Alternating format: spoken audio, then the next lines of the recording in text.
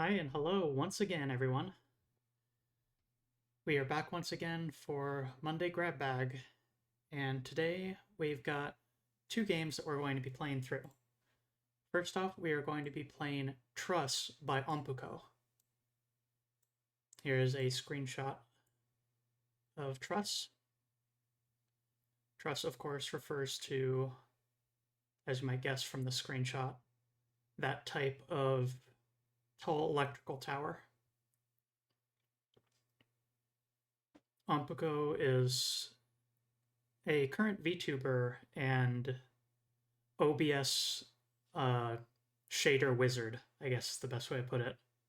Does absolutely incredibly fantastic shader and visual effects work implemented into OBS and uses it for both incredibly cool visual effects and for the most ridiculous, absurd nonsense physically possible. Currently, he's made a horse that walks in a circle and reads negative reviews of movies as a BRB screen with a text-to-speech system that does not properly handle unknown character garbage collection. So occasionally, after it reads a incomprehensible character, it'll just go, "Ah!" Very, very goofy. But after that, we will be reading through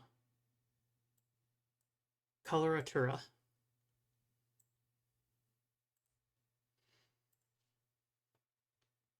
Let's see here. Let me get things set up here.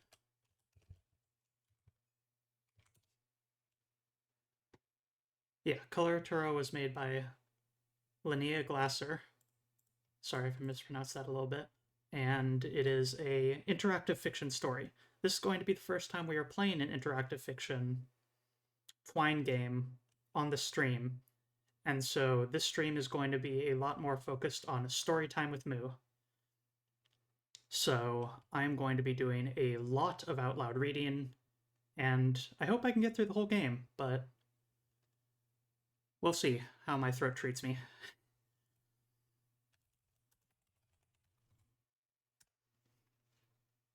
Okay, I've got that set up in the background for when we reach it, and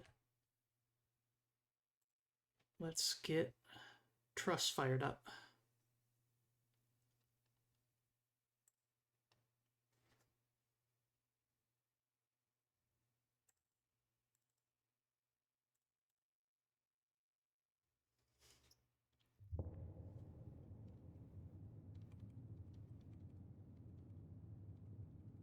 Okay, Truss is running.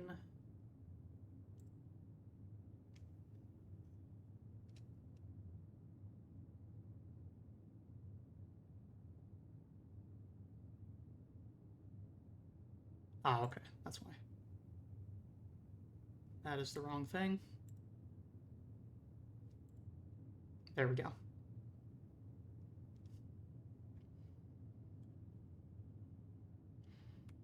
Let us begin Truss.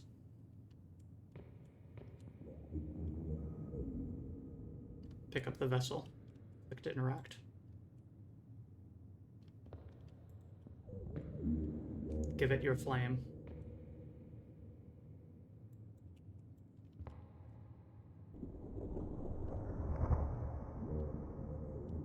Place it in the throne.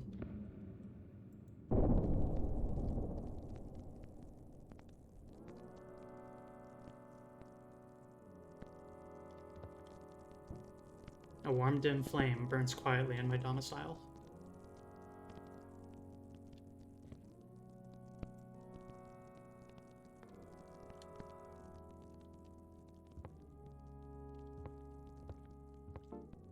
I feel like I'm more awake than I've ever been.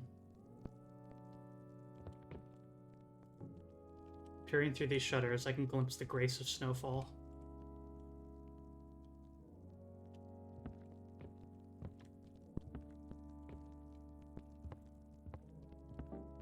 It's nights like this that I find myself the most comfortable.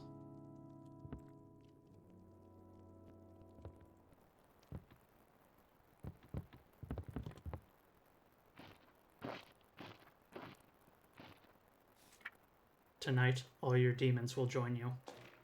I think I just heard something by the nature trail sign.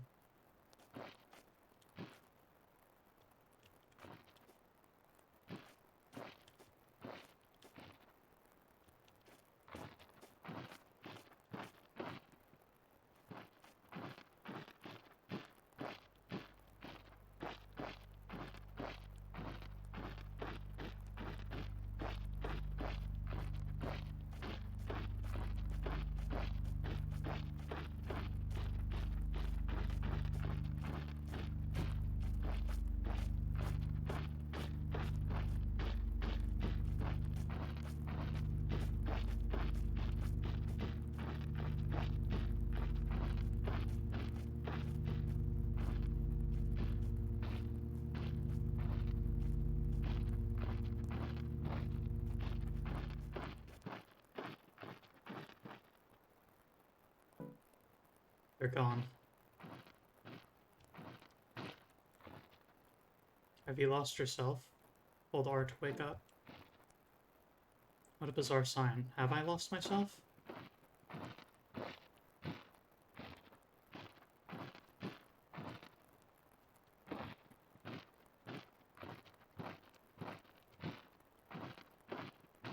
Maybe not.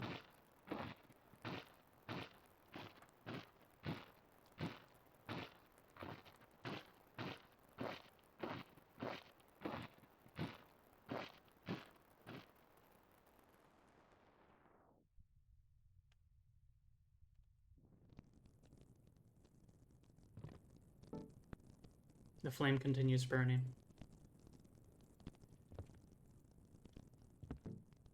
Was it a nightmare?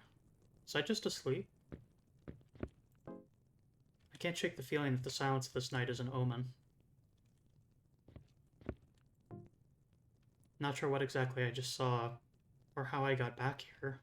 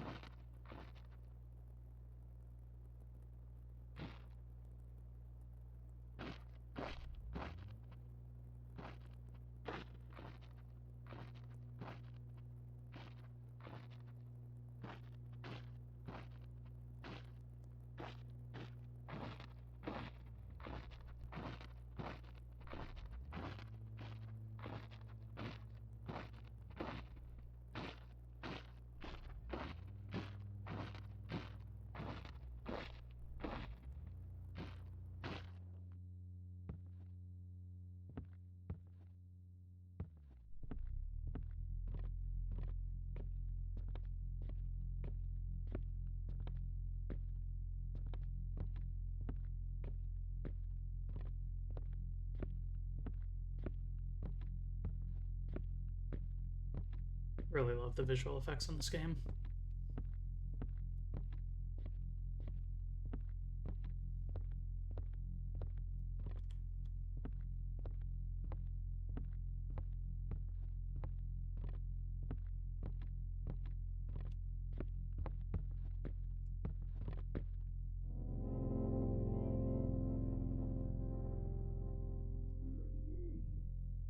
The king.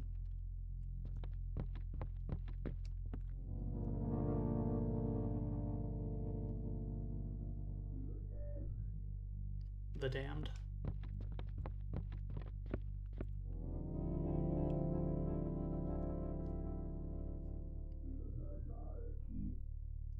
unlucky.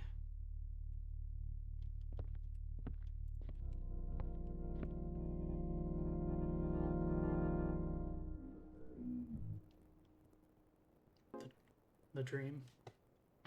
How did I get back here?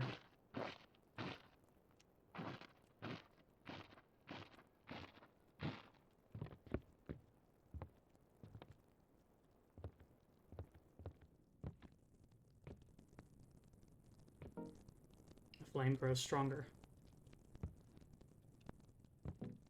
Starting to doubt the quality of sleep I'm getting from this. I should check the stove. The flame grows stronger as if it's anxious to escape. It burns with a passion that is something to be reckoned with.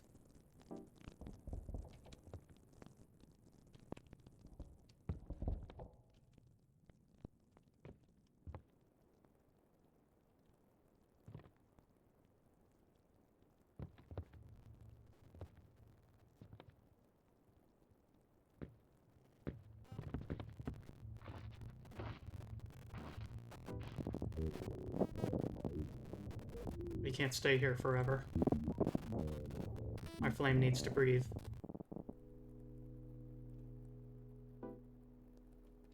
Where am I?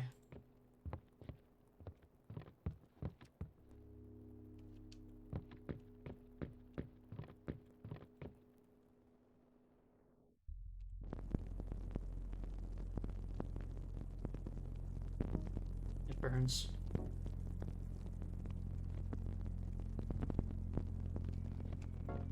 It won't budge. I can see it. I know you.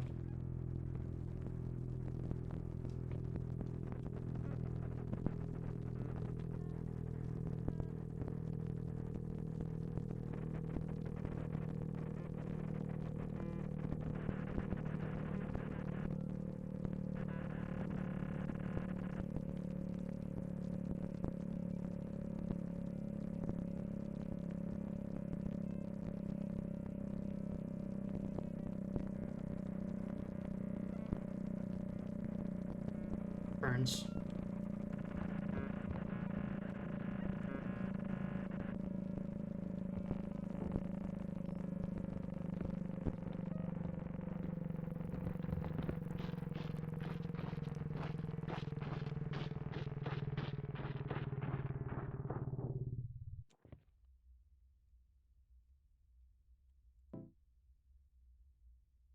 Feels like it's not here.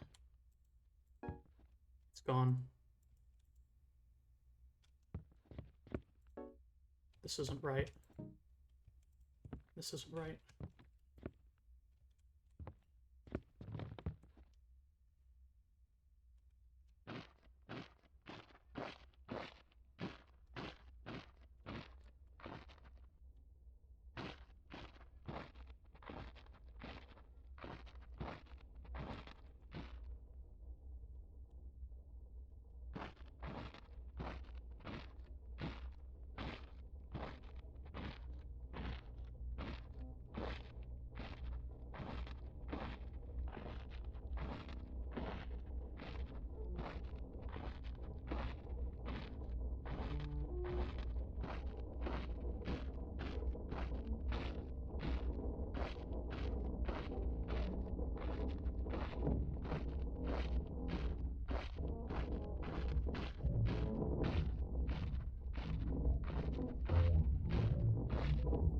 I cannot feel anything.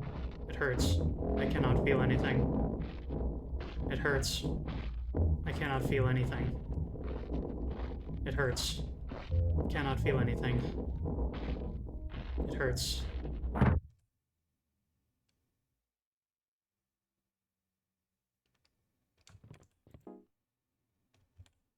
My flame has abandoned me. There is no comfort to be found here. Everything is gone.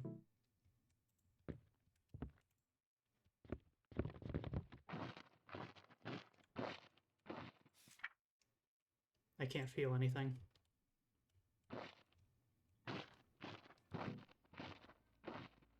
I think I'm beginning to understand what's happening. It's been burning in my soul. This crushingly awful realization. This world is not what it seems. This world is one I've manufactured. And this life I'm living, fabricated with it. A life so full of agency and freedom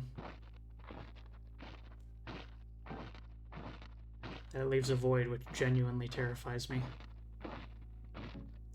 No matter how stubborn I am, no matter how much I want to live this life, I cannot feel anything from it.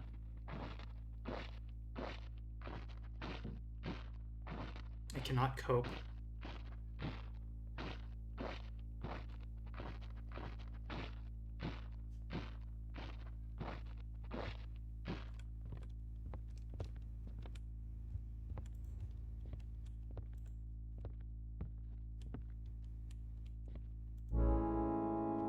It's me. It's always been me. The only demon of this world. Eternal servant to thy flame.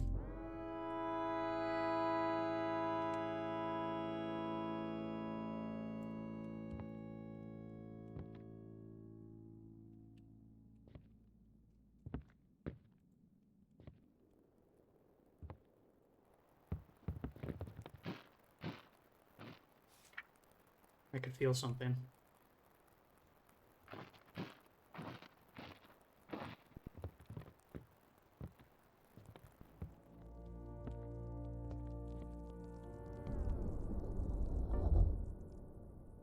An engine sits idle, its flame taken. Yet the world the two produced persists indefinitely. A creation separating from its creator, awaiting others to give it new purpose.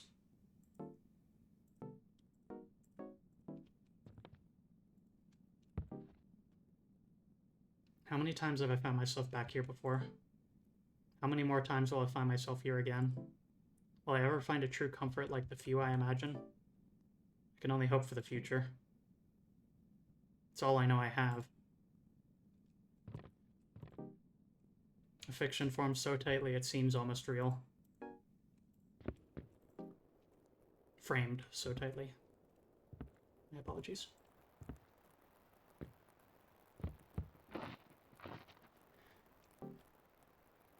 Hey.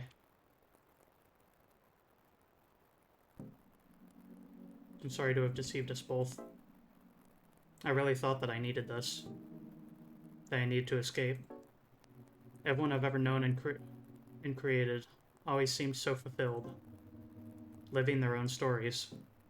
Living for themselves and their world. Never concerned with authoring realities outside of their own. I always assumed that I would start my own story as soon as I satisfied my flame. Yet after an eternity of creating, I realized that day may never come.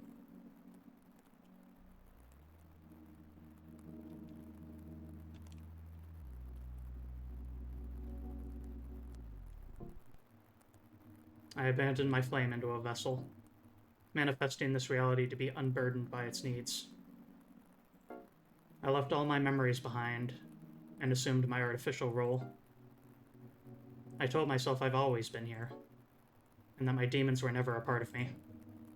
I think I did that because I believed my eternal pursuit of art was a curse. That I would never get to escape it and finally have my own story. But I realized that an eternal life of passions and the endless pursuit of art is still a story worth having.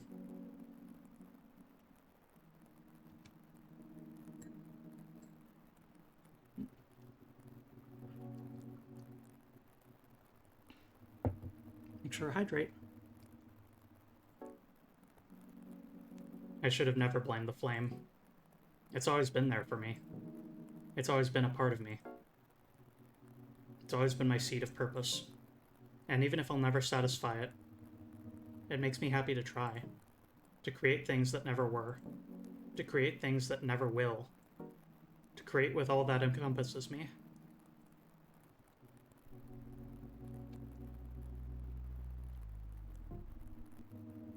I'm glad I got to share this world with you. I hope to meet you again someday, and we'll share what we both made. Until then, I'm ready to wake up now.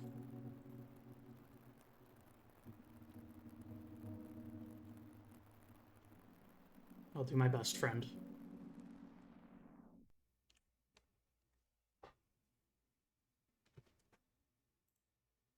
That was Truss by Ompuco.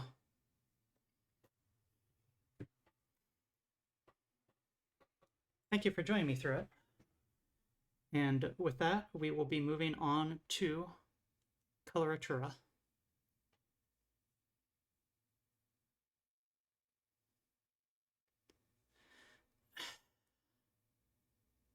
Truss is a kind of game that you're going to need to chew on for a bit to really think about, but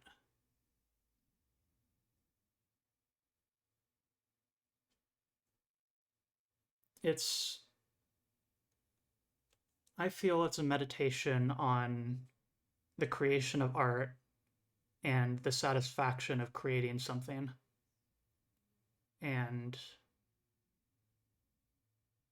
the idea of creating being at expense of yourself.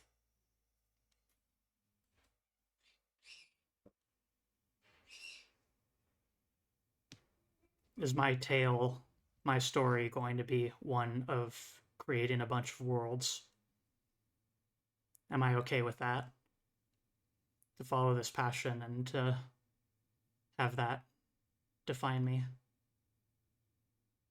Somewhere along those lines. Again, I need to chew on it more.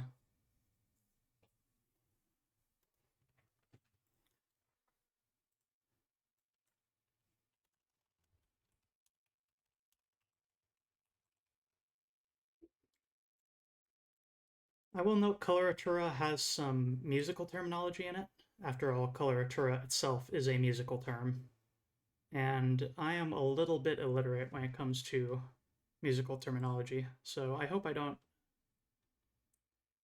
miss out on any of the details, and if I mispronounce a couple words, those are likely to be the ones that I will.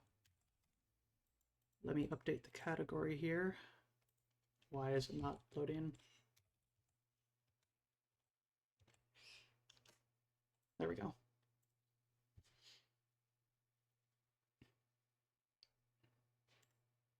All right.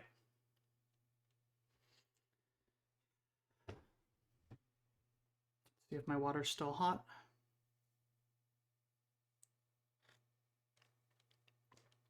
Warm enough. Let's get the tea steeping. And let's start reading.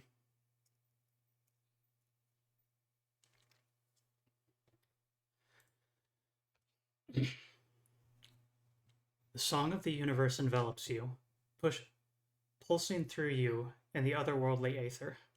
You sing, sing, sing the song of the ancients, of the unending, of all to come and be. Your semi-aqueous body kneads upon itself in time to the rhythm. Spread, then fold. Spread, then fold. The universe echoes infinitely your leitmotif. Erupt, engulf. Erupt, engulf. White. Bliss. A physical jolt momentarily tears you apart from the song, grounds you in the physical world. For a moment, all you can see is the crystal solarium, perfectly sized to house your viscous body. Gray, tedium, boredom. You immediately launch yourself back into the song. The disturbance returns, then another and another. The rhythm is interrupted. Your connection to the universe fades. The jostling gives way to a slow but steady movement. Kidnapped, stolen, abused. Lifted? Out of the trench. The bathymetric pressure change burns. The walls of your home become now painfully entombing. Hoisted, sloshed, disoriented. Finally, dropped. After a time, you sense them, surrounding your solarium. The others, the blind ones. You've heard of their kind. They ooze yellow, curiosity, excitement. They do not sense you inside. You are safe. Their meat tongues eke out disgusting, shrill noises. With horrified fascination, you realize that they are singing, faint colors in a pathetic shadow of the real song. You easily parse their meanings. Locals could have created it? Formation is natural at that level. Wet lab for testing. While the others' clattering outside is disturbing, your prison has come to a rest, and the song beckons you to once again sing and dance. Perhaps, despite the abduction, you still can.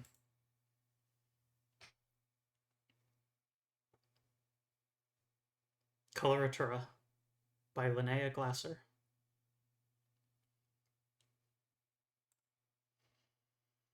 You slosh in your crystalline solarium. The muffled voices swirl yellow and green, intrigue and excitement as they staccato to each other. Staccato to each other. While the others' clattering outside is disturbing, your prison has come to a rest, and the song beckons you to once again sing and dance. The song calls. An ancient crystalline structure that perfectly houses you. Its white internal harmonics optimally reverberate your infinite song to the fold spread of the universe. Its lid is designed to sit perfectly flush with the base, which creates a perfect seal from the plain, cuboid exterior. The muffled voices swirl yellow and green, intrigue and excitement as they staccato to each other. Infinite song.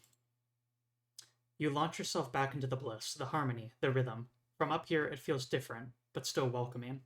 Away fades the physical world, the solarium, the room, the muffled voices and their primitive colors, replaced with a resplendent song of the universe, with every creature dancing and coloring and sharing and exchanging in happiness and harmony. But something unexpected is here. There are other blind ones, different humans, sleepers, drifters, each one alone in disharmony, singing a selfish song of apathetic deafness, rejoicing in the discordance. You can't truly connect while they sing so jarring, but you could help them, help the sleepers. They deserve to sing too. Help them. You look for the cause of their pain. It's their strong ties tethering them to the physical, deafening and blinding them, preventing them from fully embracing the song. They would be so much happier unshackled. You untether them. White. Peace. One by one, their melodies harmonize. They truly connect to one another in a strong and beautiful swelling of colors. You ignite with hope and pride. However, in the midst of your bliss-creating wake, you encounter one drifter whose ties are oddly strung. He is one of the few blind ones who can walk while singing. He can see, understand, comprehend. He witnesses. Drifter starts to awaken. That must not happen. He will throw away his chance at happiness. He does not know, does not understand. Cutting the ties will grant him bliss. You will give him bliss. Who would not want to experience bliss? You managed to sever many of his ties, but his resistance has disappointingly ruined the process, and now he has trapped himself in a kind of limbo. Part of him in the physical world, where you cannot influence. His color dulls into a dim, staticky gray. His mind settles into resignation. While it is pitiable that some part of him is still trapped in the physical, at least the silence is better than the disharmony from before. Once again, you can fully devote yourself to the song. A second here.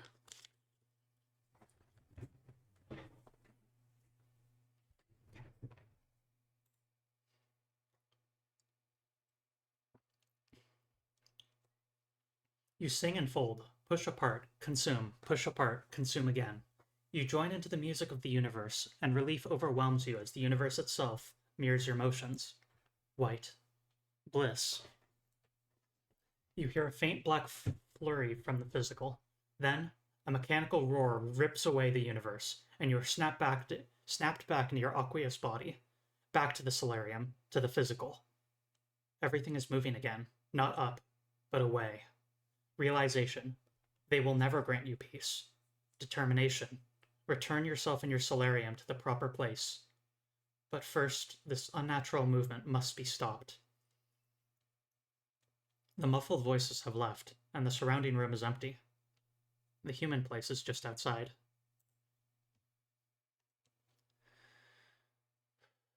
With effort, you push the seamless lid off your solarium. The dry air pricks at your tensing surface. You notice that everything is covered in faint traces of colors from the blind ones as you roll off the table and plop some distance to the ground. You sense colorless motion from somewhere else on this vessel. Something is pushing it, and that thing must be stopped. A zoo, a macabre collection of minerals and random samples. They have been studying your home, your infinite junction. Would you be just another trophy? Their final trophy? Centered in the room is a large metal table with your open solarium displayed prominently. An opening leads out to the interstitial room and the rest of the vessel. Random samples.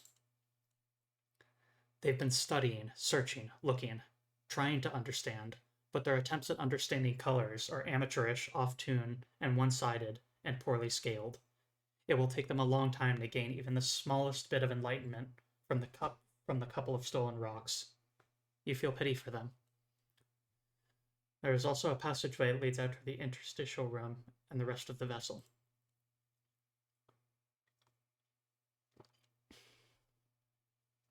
You find yourself in a long metallic hallway that seems to span the length of the vessel. Multiple openings into other rooms waft hints of their purpose, but most pressing is the unnatural movement from the pounding room. Passages lead to multiple sensations. You can feel the drifting of human auras, the solarium holding room, the pounding sound, a sealed direction. Additionally, you feel a passageway that leads up.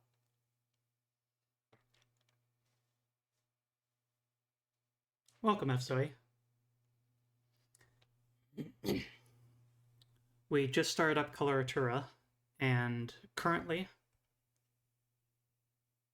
our cube that we were resting at the bottom of the ocean has been lifted and put aboard this strange vessel. The drifters, the blind ones, are bringing us somewhere. They won't grant us peace. We need to return to where we belong. Pounding sound. The urgent apathy of this is overwhelmingly confusing. A dead gray creature furiously pounds away, pushing the vessel at a deafeningly loud pace, yet desiring nothing, knowing nothing. The gigantic, whirling, chewing machine fills the room with its blistering fever. Sing to it? It's just a gigantic dead beast, whirling and chewing, stoking flames that are smothered to normalcy by a cannula of cold pipes. The unnatural cold fistula shivers protective violet with the liquid it pumps.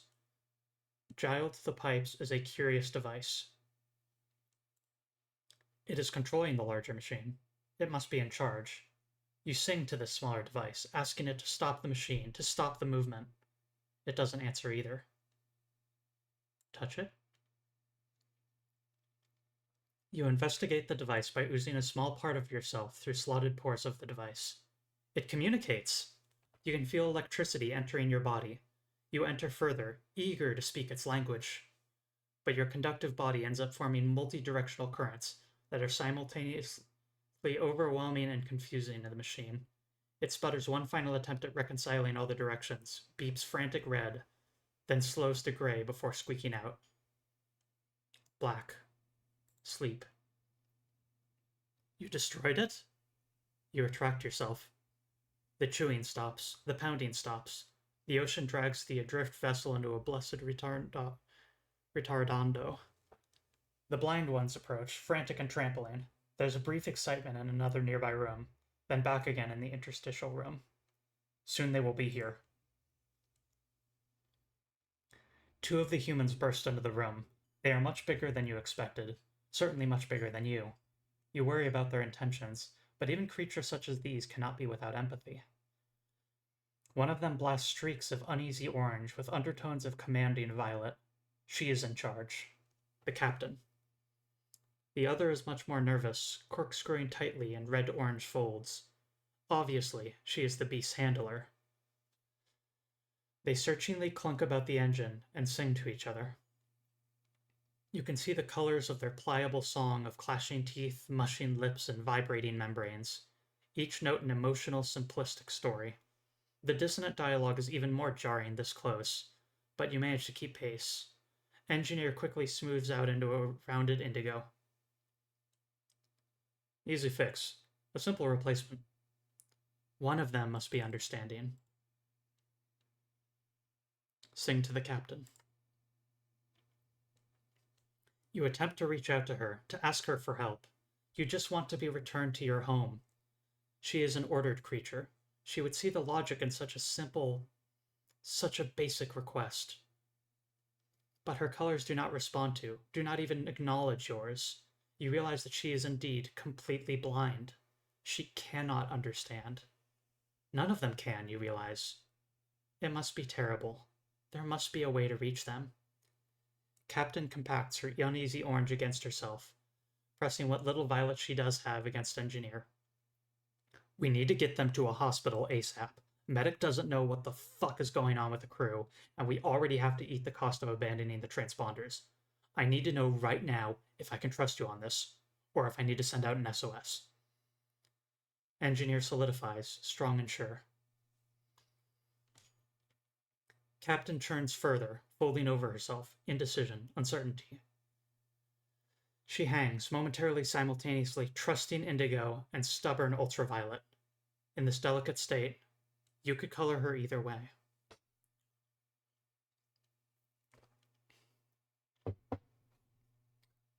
Stubborn ultraviolet.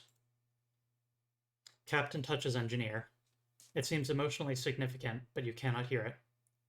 I can't take that kind of risk, she solidifies decisively. I need to call a rescue. Engineer mallets the wall with reverberating force. Within a small enough window of time, more blind ones arrive. The enormous creatures move and enunciate quickly. Engineer designs an elaborate trap for you, and everyone works together to keep you quarantined. They transport you ashore, where your peace is constantly interrupted by some new blind ones tapping at you with scientific gray instruments. One day, in a flurry of bright green excitement, the blind ones shove a permanent rod into your body. Then they leave you alone to fold. You are never again interrupted, but the rod is always there, a nagging splinter preventing you from fully embracing the bliss of the universe. But the song is still lovely, and you join in as best as you can. Off-white. Happiness. Undo. Trusting. Indigo. Captain physically touches Engineer with a kind of emotional significance that is unreadable to you. I trust you, she oozes in incepted indigos. I'm going to go tell that medic that we may have a problem. She finalizes before turning away and heavily, humanly, limb pushes down the passageway. Engineer exhales an unnecessary stream of air out her mouth and swings her body in limited gaze to the machine. Engineer.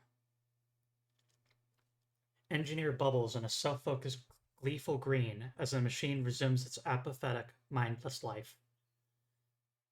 The entirety of the vessel moves again. Away. You warble in despair. You just need enough time so that you can figure out how you can communicate to them. You just need a break. You just need it to stop. You sing for her to stop, to understand. But she does not. You feel so alone. Nothing in this room offers any empathy. The gigantic, whirling, chewing machine fills the room with its blistering fever. Engineer bubbles contentedly green, enjoying her victory. The interstitial room is back out through the opening.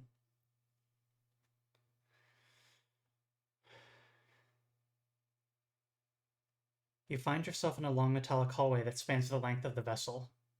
You can sense something new from the vessel, a calming sensation that wasn't audible before.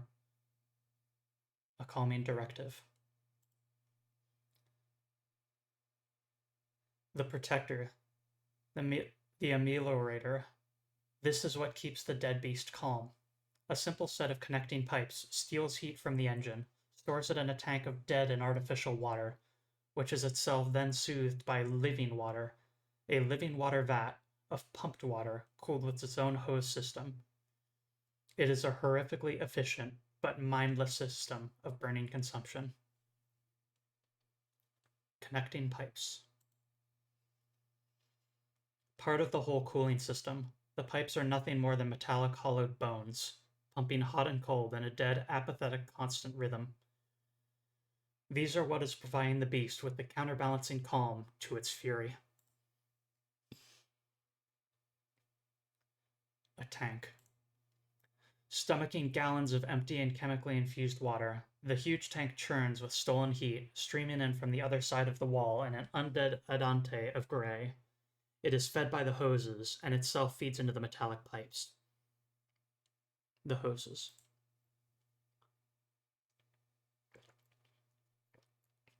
Tubes of pliant artificial flesh, part of the whole cooling system. An intake hose pulses with cold life not its own, while the exhaust hose pumps dead and boiling water. They are so flimsy. They are unfeeling, you assure yourself, and it's just a small break, to grant yourself a small reprieve from the movement. Such a small sacrifice from this large gray vessel. You surround the hose and feel its plastic crackle from inside you. Bubbles tickle through your aqueous body and cause small bursts in your surface tension, with a sensation that is actually somewhat pleasant, as the plastic oxidizes against your corrosive body. Somewhat pleasant. The dissolving plastic trills against your body, but then the music is violently interrupted as living water bursts through one of the hoses, forcefully spraying you away from the chaos. The mechanics of the cooling vat thwarted, soon the entirety of the beast catches up with its parts, and frictions to a halt.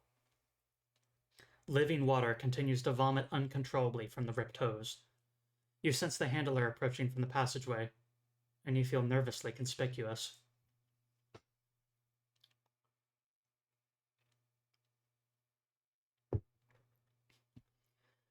Engineer peels yellow desperation as she searches the room. Not noticing you, she turns to the vomitous mouth and tendon muscle attends the seacock in a way that seals it. As she unfurls in green relief, you become aware of something strange. The bubbling sensation, but not from your body proper.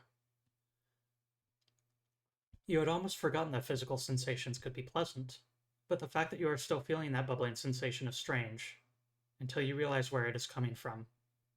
A lost fleck of your aqueosity has been eating through the other hose, has eaten through it. It bursts in a high-registered hiss, expelling its contents on the engineer. She warps maddened black, stabbing in every note of every octave, then moves to the floor in a wreathing mass of altered flesh. Maddened black. It is not what you wanted, not what you intended.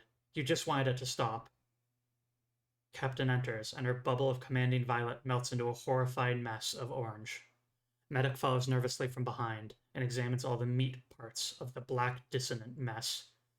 Together they transport Engineer up and away. You hope that her melody can be salvaged.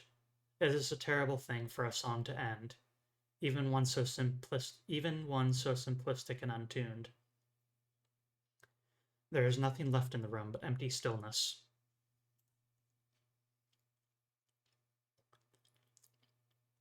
Silent and cold, the system of pipes, tanks, hoses, and water have all been stoppered shut by your intervention.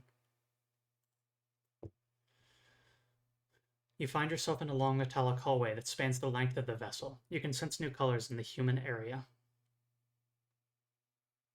The human area.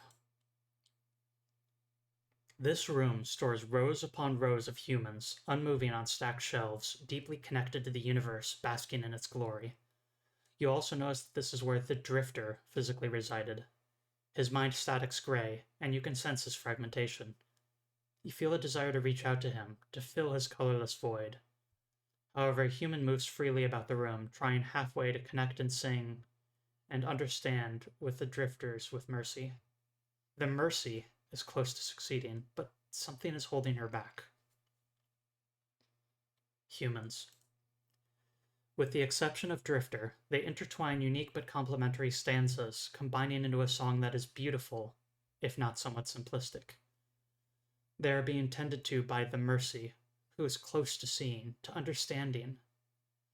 The slotted berthing sleepers take up nearly the entirety of this room. The interstitial room is back out through the opening. The Mercy. The Mercy reaches out in faint grasps of curious yellow to one of the sleepers. She is close to discovering the Drifter. Maybe this one could help. But her investigation is too quickly overwhelmed by her orange repulsion. She is afraid of what the answer might be. But she doesn't have to be afraid. You could give her violet strength to sate her yellow curiosity. Violet strength. The Mercy steels herself. I am brave. I can do this. I'm here for them. She reaches out to the sleepers. She notices the gray Drifter. She pushes him for colors. For a moment she connects, but then it is gone, and what small spark of color that was in him extinguishes into a gray sludge. The Mercy immolates red panic. God, your eyes are moving. You're awake. Just wait right there. I'm going to go get the medic and the captain. They'll know what to do. You just wish you could fix the Drifter so they wouldn't have to worry. They are going to return, and they aren't happy. You'd better hide. You cram yourself into a small space. Maybe their colors will show them to be merciful, or maybe the Drifter can still be saved. The Mercy returns, followed by Medic, the room-swelling captain. Delay may still be necessary, she drones, but Medic pricks demanding infrared. I know how expensive and bad rescues look, but this shit that's going on, burned engineer, paralyzed crew, we need to take care of this. The Mercy holds an anxious caesura as she examines the Drifter. They all three wobble in instability. Each of them is open to your influence. The captain. Captain wants to delay. The others don't. You need the delay. Then maybe you can just figure out how to reach them, how to communicate. But they can't leave your home before that happens. You reach out and will the captain to be... Viewers, please select a color. First one gets it. Infrared, anger, hate. Red, panic, horror. Orange, revulsion, unease. Yellow, curiosity, intrigue. Green, enjoyment, engagement. Blue, love, fondness. Indigo, trust, confidence. Violet, protection, nobility. Ultraviolet, commanding, dominating. Protection and nobility. Captain absorbs the emotional state as though it were her own. Captain concerns over Drifter, offering him shroud of protective violet. Drifter does not react. Medic coalesces in a revelation. It's that thing. The cube. It's poisoning them. Mercy chimes calming blue. I examined it. It's got a weird shape, but it's just a plain crystal. But Medic ignores. Captain resumes ultraviolet and reblusters. Do you want to end up like those astronauts who saw the alien? They are going to examine your solarium. Will this help their understanding or hurt it? They all seem uncertain about this plan themselves. They each feel so malleable. Medic. Medic wants to leave, but they cannot leave your home, not until you figure out a way to communicate with them. You reach out and will the medic to be... Please select. Yellow. Curiosity. Intrigue. Medic absorbs the emotional state, as though it were her own. Medic makes hesitant, but appeals. Perhaps we missed something. I don't see anything wrong with just going to look at it. Mercy chimes agreeable blue. There can't be any harm in that. And Captain collapses, relenting. Sure. We'll go check it out. Captain, Medic, and the Mercy leave this room and drift into the passageway. They're heading to your solarium. The interstitial room is back out through the opening. This room.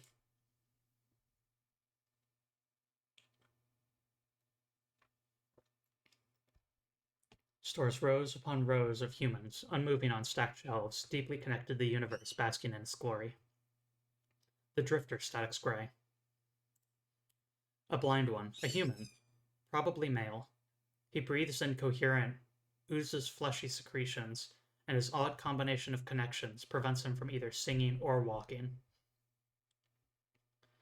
His dim gray aura disjointedly cracks, but it does contain flecks of some color. It would be so easy to feel his emptiness with color. Once again.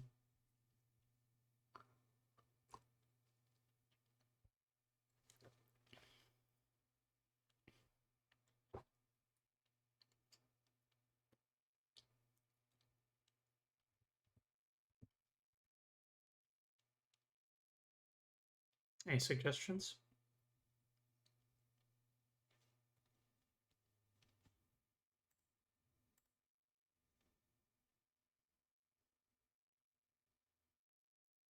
We'll try white.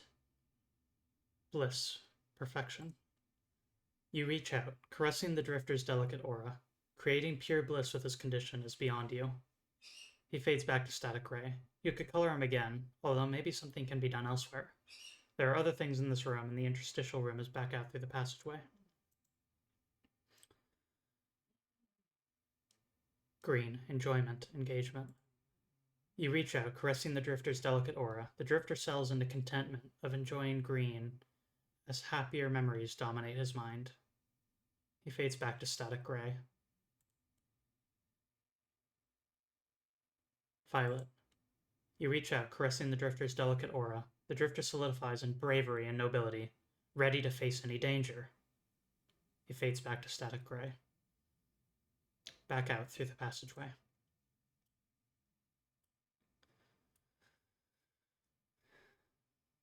You find yourself in a long metallic hallway that spans the length of the vessel. You feel worried for your solarium. Will they take revenge against it? The solarium holding room.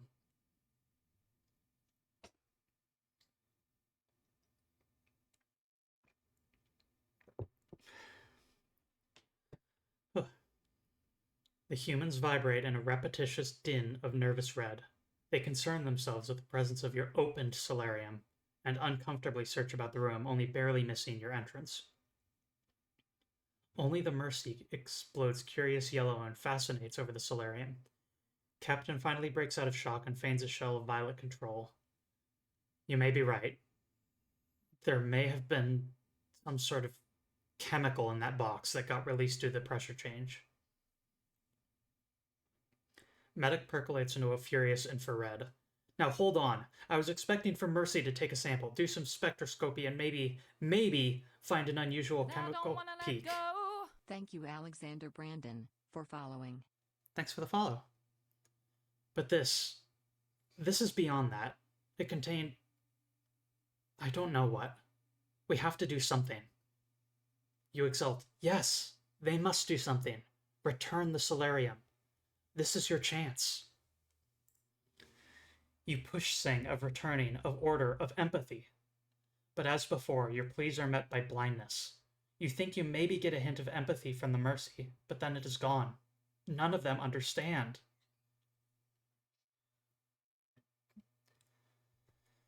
Captain scales hesitation before holding on a conclusion. I will call in all hands in the mess deck and figure out what we need to do from there. We already have one injured and way too many ill. I won't be responsible for more. Captain pushes out with medic. Progress? Perhaps this meeting they will decide to return your solarium. You notice the Mercy pause over your solarium, tracing its harmonic patterns. What are you? She whispers, enraptured. Her mind opens, connects for an instant. But then she snaps back to the physical and hastens to catch up with the other blind ones. You are left alone with your own colors. There must be a way to share them. The interstitial room is back out through the opening. Mercy paws over your solarium. She seems so open. She would know. She might actually understand. She would be happy to listen to your song, if only you could find a way to play it for her. The interstitial room is back out through the opening. You can feel a passageway that leads up. You can feel a gathered cacophony of blind ones coming from up there. You slide yourself up the jagged floor to the strange room above, fully occupied by the jagged auras of blind ones. You can sense many of them, almost half the number of sleepers as below. They all ooze uncomfortable patterns and sickly colors. They are clouding over in fear and distrust and even hatred.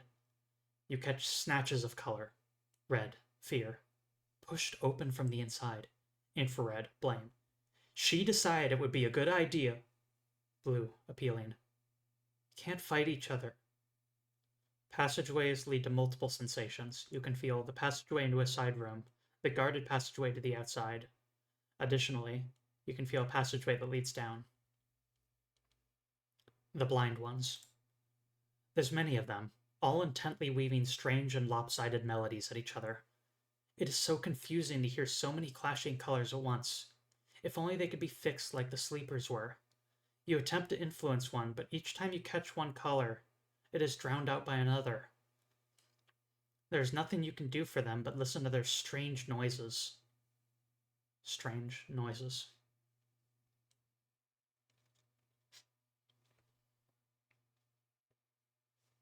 Want me to try going outside? The guarded passageway to the outside. Their vigilance, their agitation has increased. They would notice you if you entered. You slink off into the side passageway instead. Thanks for tuning in, by the way. Amaze Cat. Their discussion darkens in colors, and you feel their attention shift back there. You feel them churn hostility. It is so strange.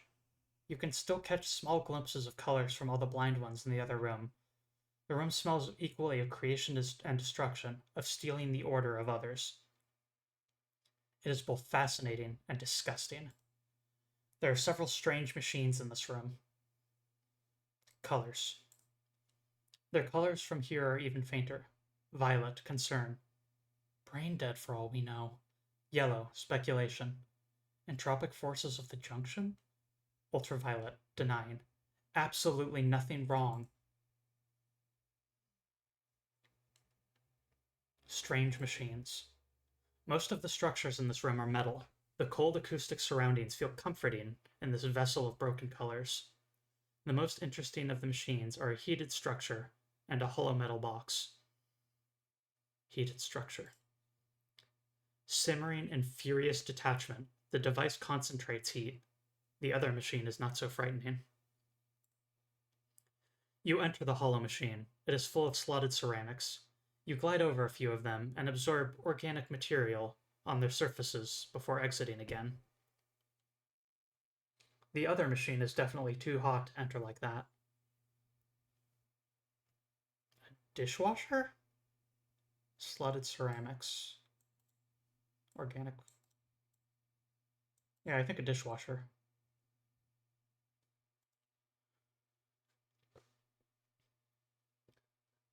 Both a ceiling vent and a sealed metal covering lead to cold sensation. You try to influence the large metal seal, but it does not respond to singing or your physical contact. The vent, however, easily allows you to pass through it. The vent. You squeeze through a fan vent to the cold room, enjoying the sensation of your aqueosity enveloping cold metal. The physical chill of this room frosts the air, but any potential for enjoyment is drowned out by a deafening cloud of black screams coming from the colder room. You hesitate to discover what horror could be making that disgusting collection of noises. Black screams. So many voices unite in a single scream of black. It is painful to even listen to. It is coming from the colder direction.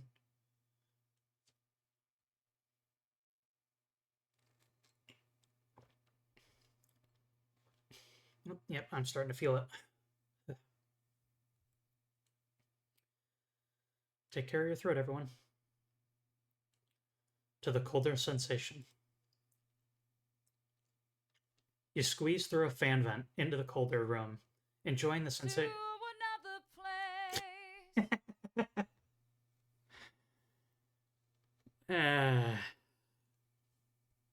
Thank you for that.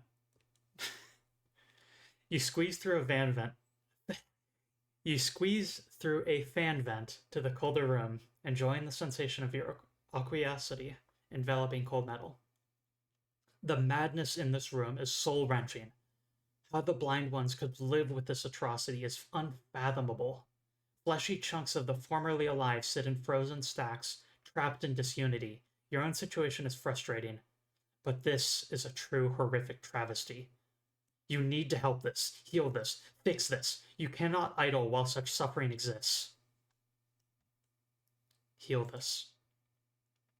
You smooth your body over the meat, attempting to conduct it into harmony, but each lump of flesh is too frozen in physical isolation to properly form covalent cords. You must bring warmth to the meat, and your body is not currently warm enough to do so. Both a sealing vent and a seal metal covering lead to cold room. Sealing vent.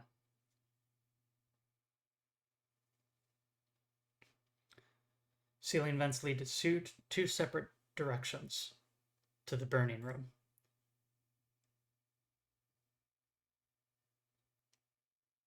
There are several strange machines in this room. Most of the structures in this room are metal. The cold acoustic surroundings feel comforting in this vessel of broken colors. The most interesting of the machines are the heated structure and a hollow metal box. The heated structure. Simmering in furious detachment, the device concentrates heat. You approach the device as close as you feel safe to do so, until you have absorbed as much heat as you feel comfortable.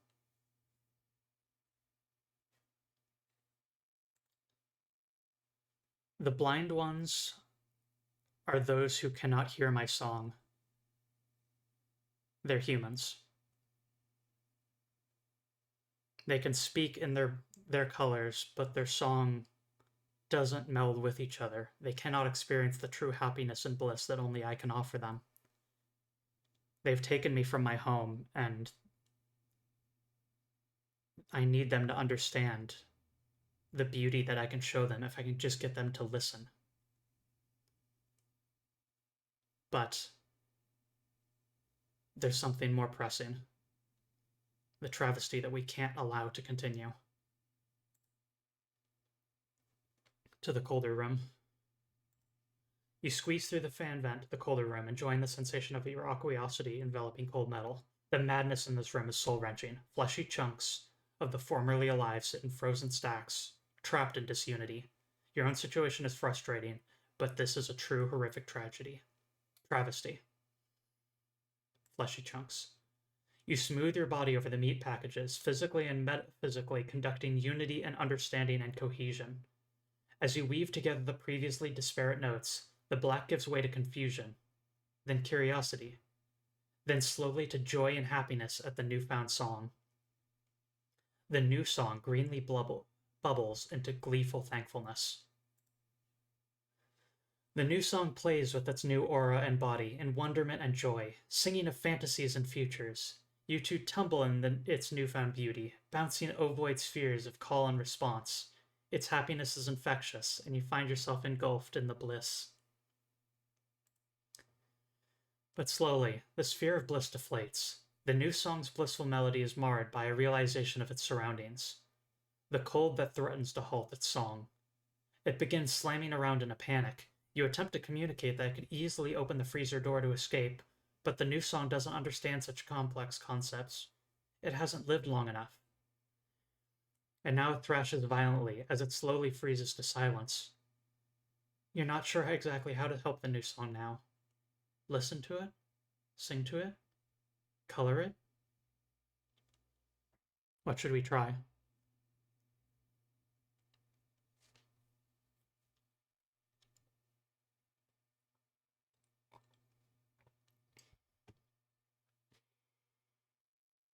Color it. You attempt to color the new song to perhaps suggest that it could easily open the door, but it annoys at you instead, gurgling for escape. You feel that might respond better to a stronger kind of influence. The new song looks for an exit, looks for warmth, that the water in its body starts to crystallize. You realize that it's too large to fit through the van vent, but the door, it could fit through the door. It just needs to open the door. A stronger kind of influence. You realize you can control it. You push your aura into the new song, who relieves in happiness and bliss the bond. You surprise at the sensation. Your bodies remain divorced, but your minds move in perfect sync. You tug curiously at its simplistic flesh structures, feeling the creature's immense weight. You can make it do whatever you want. Happiness and bliss.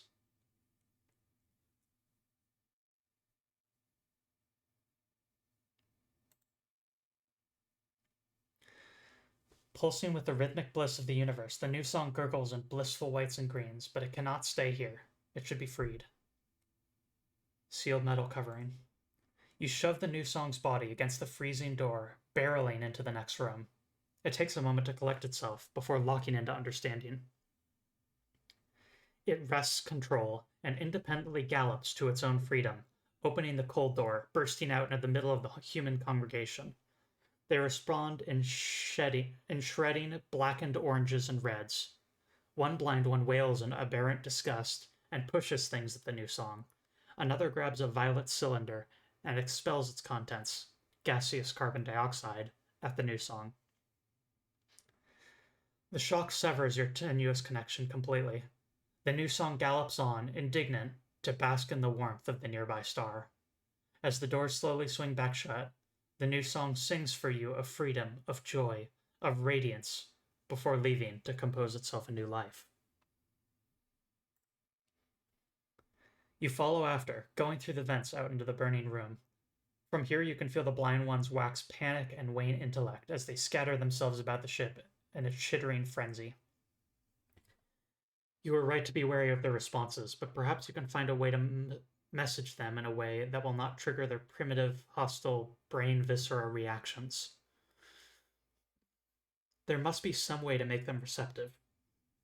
Something else on this ship. One passageway leads out to the empty meeting room.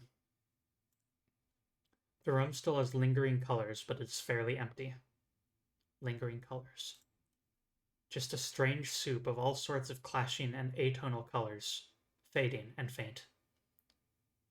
You can feel the outside. A long metallic stretch of the vessel, exposed to the outside. It feels nice to be outside once again. A metallic vesticle is secured at the south end of the deck. There are multiple directions you could go from here, into the metallic vesticle, to the sequestered section, to the empty meeting room. Additionally, you can go up to more of the exterior of the vessel, or down to the bottom of the vessel. Into the metallic vesticle. This is how they did it. How they stole what ancients thought unreachable. With this metallic extension of their feeble bodies. The hull ossifies against crushing depths. A control panel waits obediently, and clear spaces allow for outside observation. Several levers and buttons to control parts of the vesticle, but their workings are beyond you. There is a port to the outside. Vesile. Vesile? Vesis. Huh. I may be horribly mispronouncing that word. I'm sorry.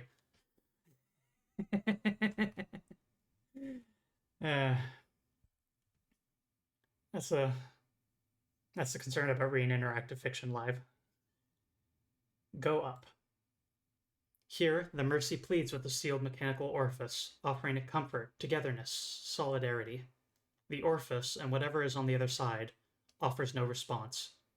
Towards the edge of this flat area sit two twin lifeboats. Sit patiently nearby. There are several directions to go from here, to the lifeboats, to the seal passage attended by Mercy, to the second seal passage, to the unvisited small passage. Additionally, you can go up to the top of the vessel, or down to a lower outside area. Unvisited small passage.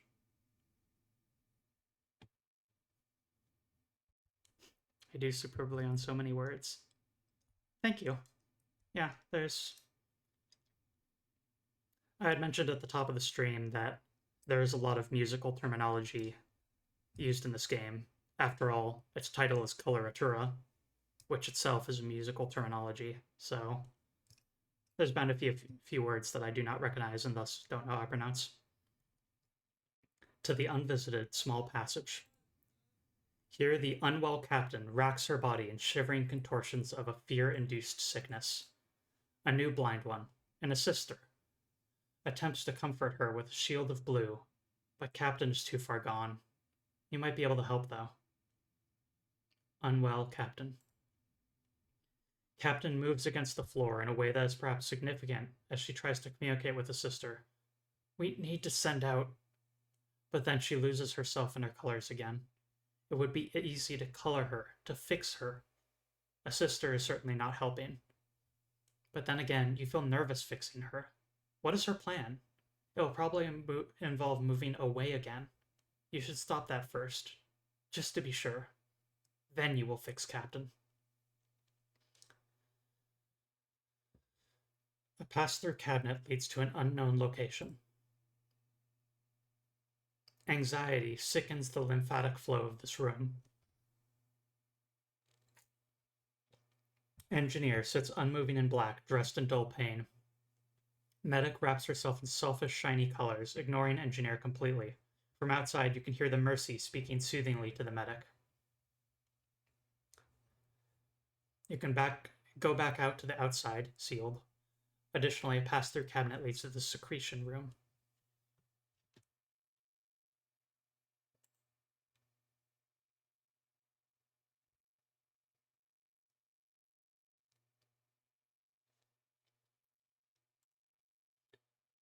Captain here is an even stranger mess of colors, while a sister attempts to offer support.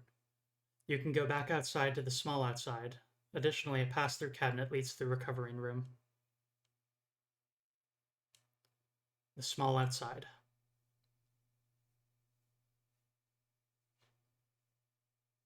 Additionally, you can go up to the top of the vessel. The dead brain of the vessel, all the ship's information that the blind ones can't see or hear themselves, is chewed and spit out here.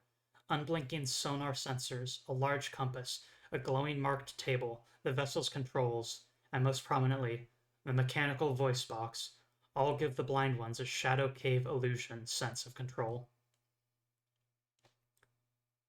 Sonar sensors. Inside of a triangle, there's a crude topographical representation of your pattern. Spreading seafloor, subducting under a consuming plate. The infinite song of creation and destruction. But it's static. Unchanging. A single held chord from the full song.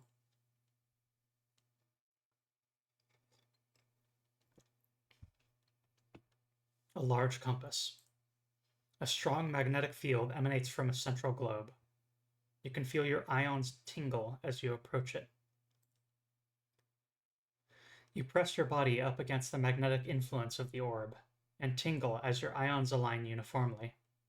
You have to pulse your body in difficult ways to maintain the segregation of the separate charges. You cannot maintain this field for very long.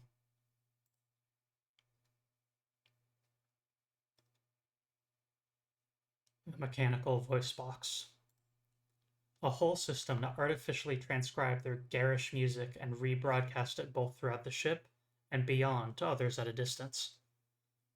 The device has a meshed metal membrane to hear and a coiled magnetic tape to remember. Magnetic tape. Magnetically sensitive wound tape. It's how the device records songs. Wielding the magnetic charges, you precisely tweak, add, and multiply a copy to the layout of the wound tape. You exult in temporary ecstasy as your mind traces over the universal pattern of the infinite ancients. Now you just need a blind one to use it. Sonar sensors. Oh, we saw that one. Marked table. You can't quite make out the patterns, but you can see some blind language written on it. Epicenter. The rest is a garble of what you guess to be human names. Controls. A complex system of steering controls that are way beyond you. They sit uselessly without a vessel to power. Although it's probable that even when they are functional, they still sit in gray apathy. You shudder in distaste.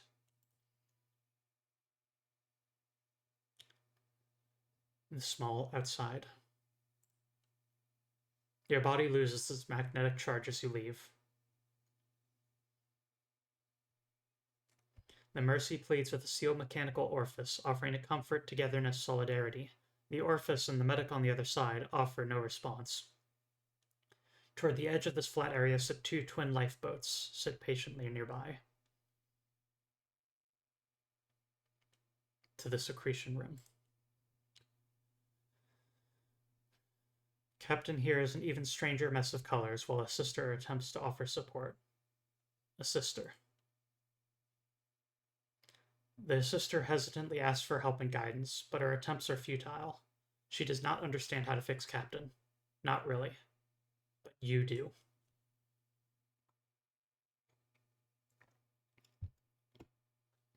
Captain. Captain moves against the floor in a way that is perhaps significant as she tries to communicate with the sister. Need to call for a... But then she loses herself in her colors again. It would be easy to color her, to fix her.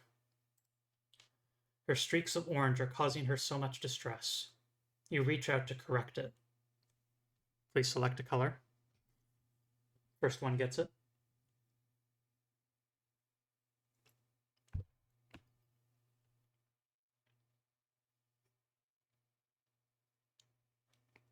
I am actively hydrating. As I said that, I drank Cran Raz. Don't worry, I absolutely understand that with this amount of reading, I need to treat my throat well. All right, we got blue and indigo. If blue does not immediately work, we will do indigo.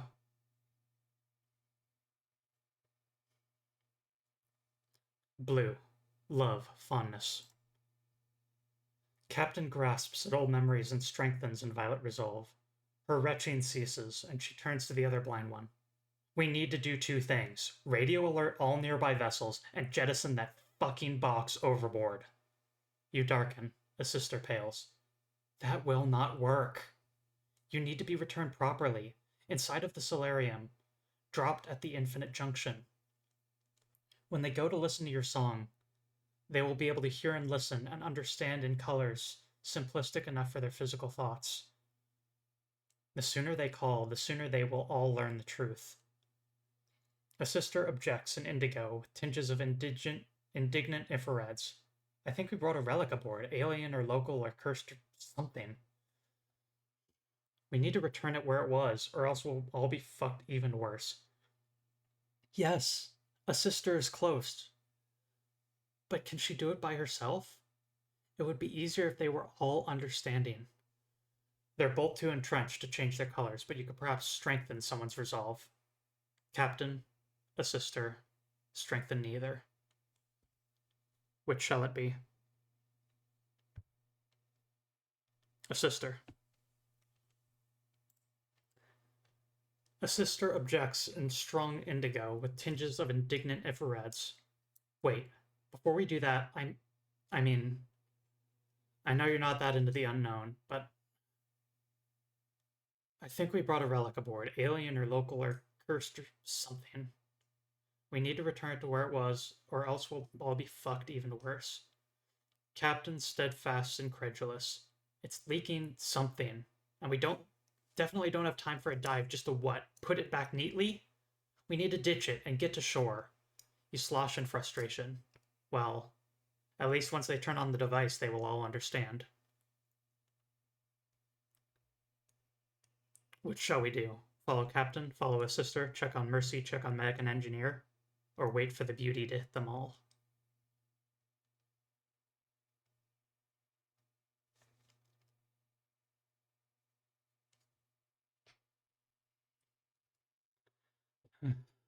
Another sip of tea. Follow the assister. You follow a sister as she grabs, carries, pulls your solarium. Up then, out to the outside. You know she will change once she hears your song, but you are starting to worry that might not happen before she disposes of your solarium. You could influence her in the meantime. How shall we influence her?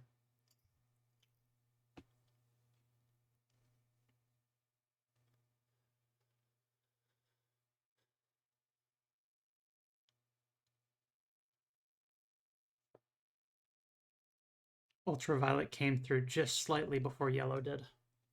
Commanding, dominating. A sister stops. I should give that captain a piece of my mind. I should tell her, well... She trails off, then resumes her task in grey resignation. You worry. She is so close to just pushing your solarium overboard. Then something fantastic happens. The beauty of your recorded sound reverberates through the entirety of the human vessel. You delight in its melody, and you can feel a vague connection to all the blind ones, to one in particular. But then suddenly it is cut short. You curl in surprise. Captain must have sabotaged it. But why? It does not matter. You felt one human truly connecting to the song, burgeoning in perfect white. She will understand. You must find that one. A sister warps panicked red and runs up and away, leaving you alone in the lower outside area. There are multiple directions you could go from here, into the metallic vesicle, to the sequestered section, to the empty meeting room. Additionally, you can go up to more of the exterior of the vessel, or down to the bottom of the vessel. Up.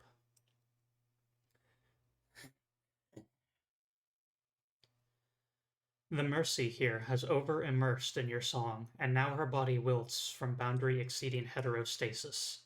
A sister tries to help, tries to open the door, tries to revive the Mercy, but a sister's efforts are having no effect, and you know. The Mercy needs the real expert. The medic has locked herself away and is not coming out. Intolerable. Towards the edge of this flat area sit two twin lifeboats, sit patiently nearby. To the secretion room. There is nothing in here except sterile emptiness. A pass-through cabinet leads to the recovering room. Engineer wreathes in frustration as medic wraps herself in shielding infrareds, ignoring the demands of the sister from outside, ignoring the fate of the fragile Mercy. Engineer. Engineer is so willing to be influenced. She would be so easy to color. What shall it be?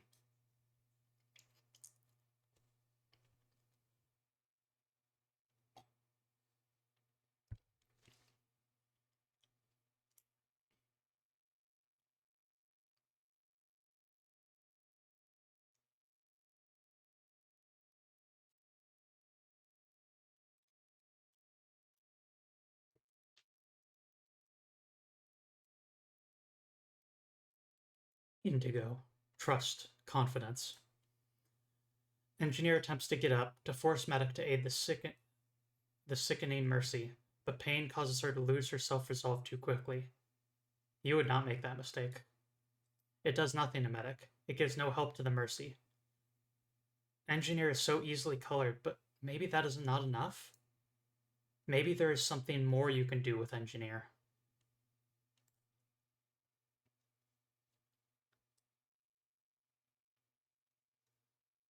Out of frustration, Engineer, the Rosa, gives you control willingly. As your connection strengthens, you absorb ambient knowledge about their world, about this place. Slowly, you orient yourself to the flesh's dizzying hum of salt channels, sugar surges, and gas exchanges. At first, you try pulling each limb individually, as with the new song, but quickly find an easier time by simply puppeting the conductive cells in the spine. You move the body. Its neurons scream of pain from the skin and deeper tissues. You ignore it. You stand the Rosa upright. Medic has not yet noticed you. You need to get the medic's attention. Force her to help. Get her to the Mercy. Force her to help.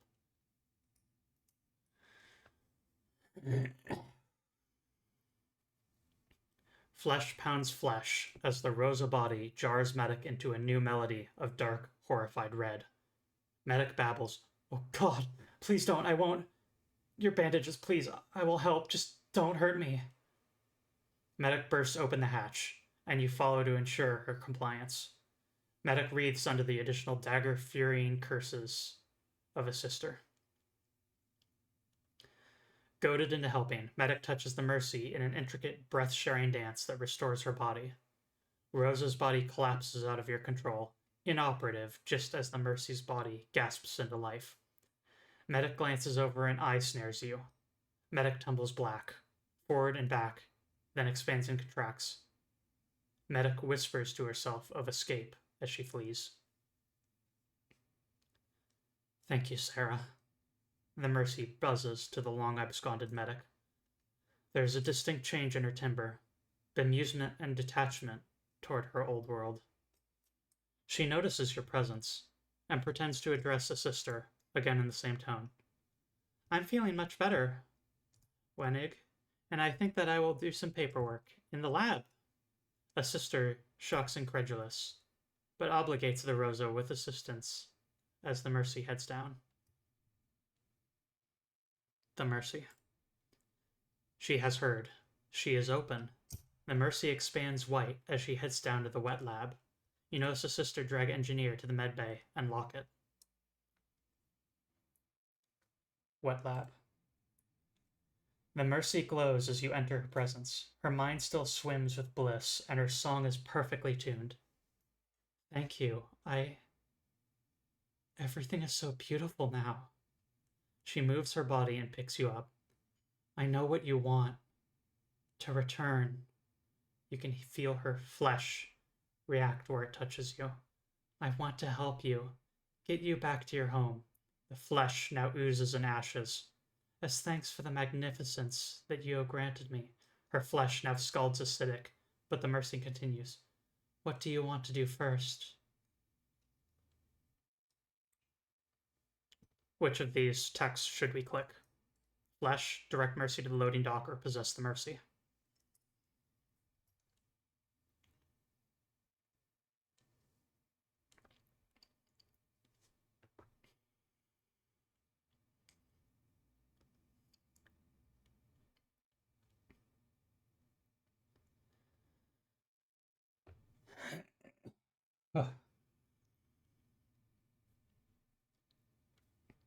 Possession was first.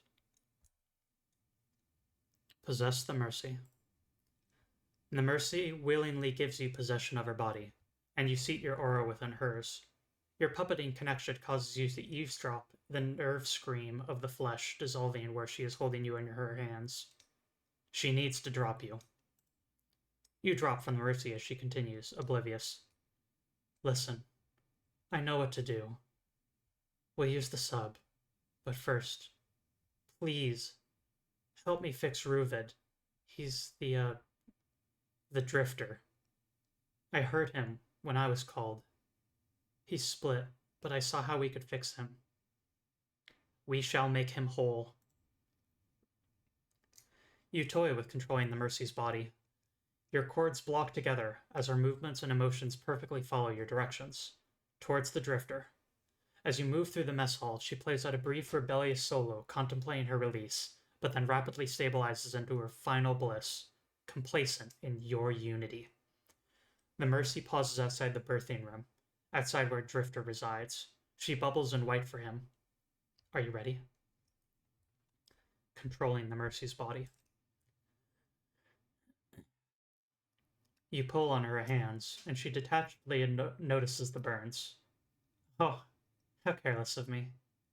It all feels so silly." Instead, she focuses on her newfound bliss, your perfect synchronicity. She toys with the beauty you have given her, and gives it back eagerly. It is truly a deep intertwining. She solidifies herself before entering the room with you.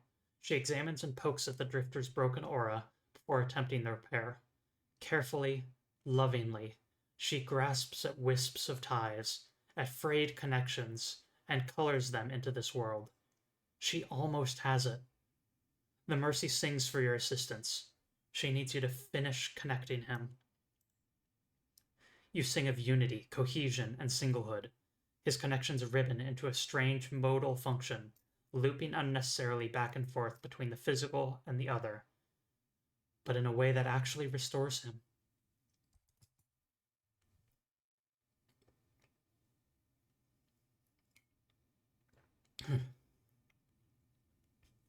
Slowly, it resumes its baseline level of dim awareness. He sees the Mercy and understands his return. The Mercy bubbles, satisfied. Drifter grogs his body into vengeful purpose. You bitch! He lurches ultraviolet at the Mercy. That thing'll kill us! The Mercy lacks disbelief as he heavily commands, I won't let it! I won't let you!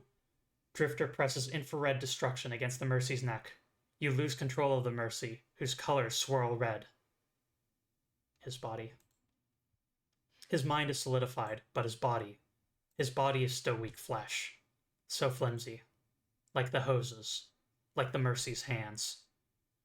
You crawl up and over the Drifter, catalyzing over his body in a rolling froth. He claws back, pushes against you, but you only seep deeper through. Soon he becomes trapped in his own disunity, and you back off as the Mercy pushes the unmoving shell aside. She gathers herself. The Mercy quivers disbelieving orange. We can't... Why? I don't... But she solaces in the song's knowledge. He was wrong. He was blind. We should have never tried. She steadies. Indigo. Assurance. She reaches out to you and begs you to control her once more. Mercy straightens herself into your resolve. We'll take the sub. Wenig, the assister in the med bay, she'll help. Wenig? I'm not sure how to pronounce that name. I've never seen it before. You shudder unease. What if she resists as well? Mercy contemplates on your concern. I won't mention you. I'll keep her in the dark. She just wants things back to normal. Mercy finally solidifies white again, and you realize with relief that your plan to be returned is going to be realized. You look around the berthing. This room stores rows upon rows of humans, unmoving on stacked shelves, deeply connected to the universe basking in its glory. There's nothing left of him. The lower passage is back out through the opening. The Mercy follows you into the lower passageway. You find yourself in a long metallic hallway that spans the length of the vessel. You feel a passageway that leads up.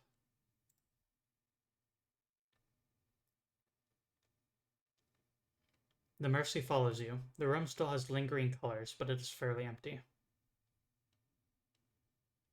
The loading deck.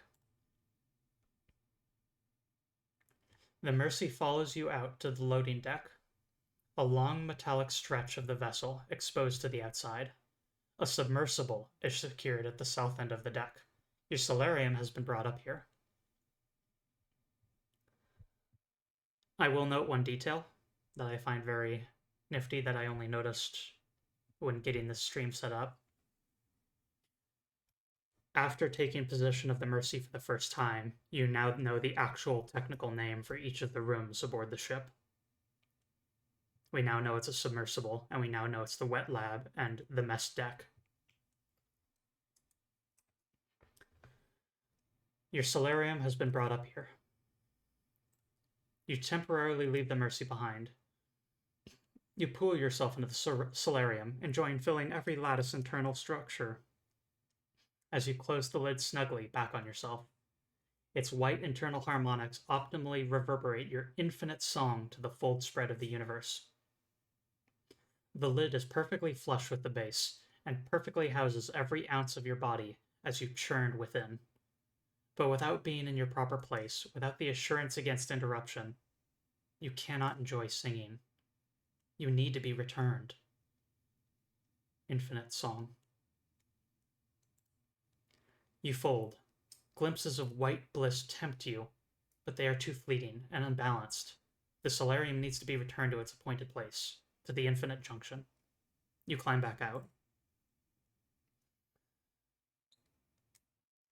A submersible.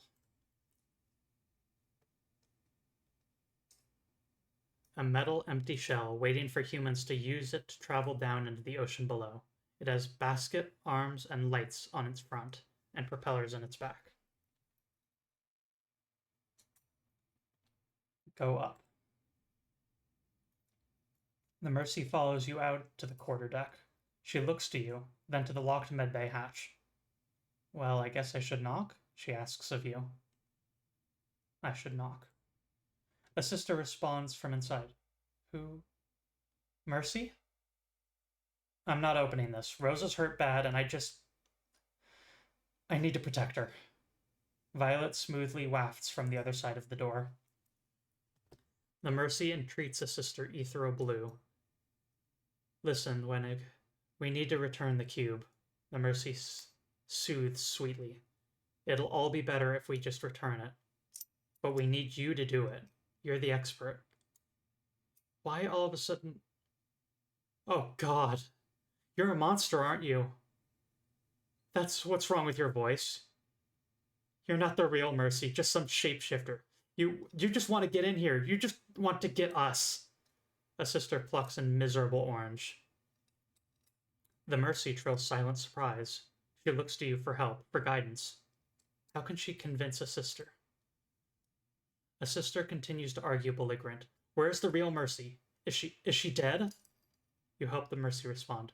I'm real. Don't let your fear control you. You're not being logical. The Mercy. The Mercy seems concerned. A sister's not helping? She turns to you. Is it me? Is it us?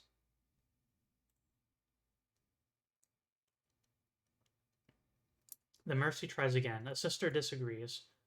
Why do you want this? You help the Mercy respond. You were right before when you said we should return it. That's all I want. The Mercy. Is it us? The Mercy dims. But I don't want us to separate.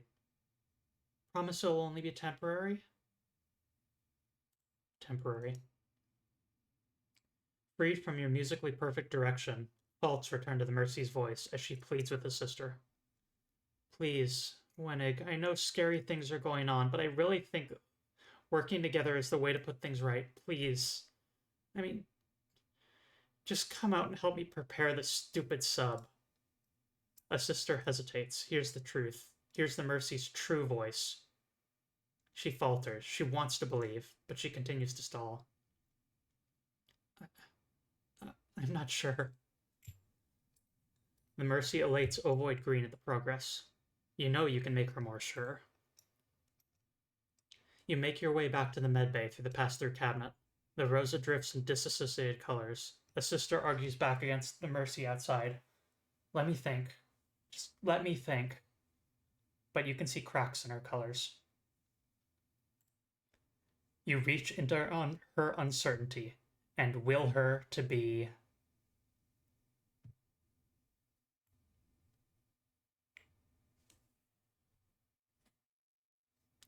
indigo. Trust. Confidence. A sister settles indigo, trusting. A sister settles indigo, trusting and relieved. She opens the hatch, embraces the Mercy in a muddled mess of bare aura. The Mercy straightens and strengthens her. A sister echoes herself. I thought you were... I thought it was... What happened to your hands? But the Mercy reassures her. Oh, don't worry about me. Listen, I can understand why you were scared, and I don't blame you. Her dulcet notes trail off as they both move toward the loading deck. As you move toward the loading deck, you notice whispered colors, too faint to have detected before, coming from the captain's quarters. Whispered colors. The faint colors are from the captain. A woman would fall apart. To deserve entrance. Can't hold it together. Reach out to her? No future of those kinds of women. Feel sorry for me. Her colors are too strong, too faint for you to influence. She is lost, trapped in herself. Continue toward the loading deck. A sister and the Mercy touch correct various parts of the exterior of the submersible. They've already moved your solarium to the basket, making sure to leave it open. The Mercy noticeably brightens in ecstatic relief as you come near. She addresses a sister. Wenig, let's do the pre-launch check for the internal controls. A sister broadens in agreeable blues and greens as they climb together into the submersible. A long metallic stretch of the vessel exposed to the outside, a submersible is secured at the south end of the deck. Your solarium has been brought up here. My solarium. You pull yourself into the solarium, enjoying filling every lattice internal structure. You can hear partially through your connection with the Mercy. She senses your placement and rolls white in shared bliss as she climbs out of the sub. The Mercy closes the lid above you, radiating, "You'll be home soon. Don't worry." You stroke her aura as a sister reemerges. A sister directs the Mercy back inside, as a sister herself remains outside to continue the more demanding preparations. Soon you will be home. You feel anxious to once again sing.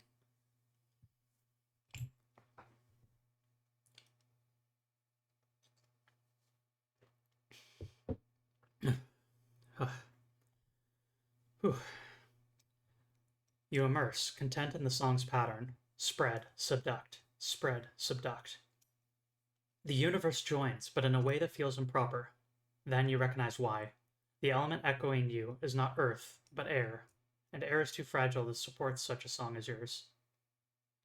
It tears itself into powerfully fast columns and drafts. A sister looks on in fright as heating, swirling, impossible storm forms overhead, threatening unending destruction. Even the Mercy from inside seems surprised. You stop. It slows. Then you notice the other Tempest. In a lashing mess of reds, oranges, and infrareds, Captain reads out, determined from the vessel proper. She screams of endings, of finality. You molt in fear. The Mercy needs you. The distance makes it difficult, but you both stretch, and the shared need strengthens your bond. You take a moment to acclimate to her location. The Mercy is there at the control panel as the captain advances slowly, wrathfully. Captain steadies herself and channels her tentacled, stabbing fury, aiming a human device at the oblivious sister. She focuses her fleshy eyes on the aiming. The Mercy fumbles over the control panel for something to help, something to save the sister. A set of searchlight buttons, arm manipulator levers, a propeller throttle, an emergency surface switch. Choose carefully, friends. First one gets it.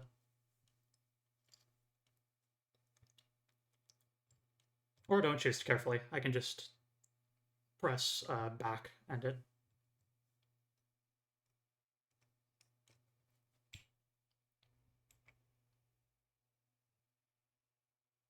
Searchlight. The lights flash brilliantly, surprising Captain, just as she launches a flaming, gibbering ball at a sister. Her trajectory is slightly altered by your surprise, and a sister merely crumples into hushed agony instead of complete silence. Captain discards her launcher, and in crescendoing fury, turns her attention to you, your solarium helpless in the forward basket. She searches for the lid. The Mercy desperately searches for the thing that will save you. A set of searchlight buttons, arm manipulator levers, a propeller throttle, an emergency surface switch.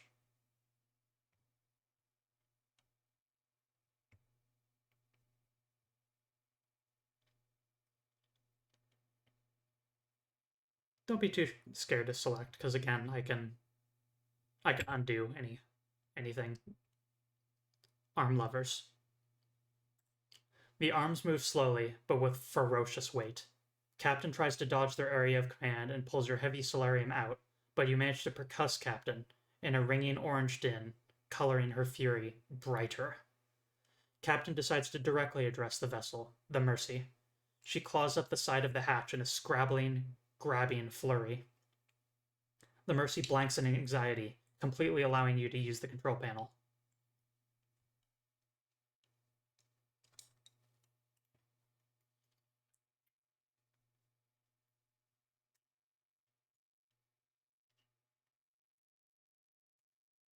Emergency surface switch. The Mercy follows your command and triggers the emergency surface separation.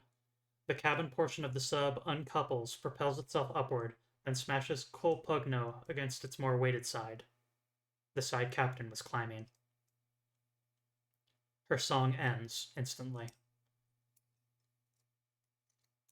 In the chaotic apoptosis, your control over the Mercy breaks, and your consciousness snaps to the solarium. Well done, Conley. The loading deck is just outside. You ooze out as the Mercy exits the submersible's hatch. You molt in relief. She is all right. But she crumbles shock for you. That was our only way back. We can't... There's not another way to put you back now. The bodies of the sister and captain lie unmoving on the deck. The Mercy turns to you for direction. What will we do now? Empty shells. A sister did not persist, and Captain's song was ended instantly. What will we do now? You once again take control of the Mercy. You both revel in the bliss of perfect harmonic unity. You assure her that there is another way. Your solarium lies overturned on the deck. The Mercy regards it. I suppose we need to take it with us, right? She turns to you for approval. The Mercy looks to her acid-damaged hands, then the crystalline cube. Don't worry about it. You need this. I'll do it for you. She happily grits through the pain and pushes your solarium upright. There. Now I can move it around, wherever you want. You ring brightly at her eagerness, and she delights at having pleased you.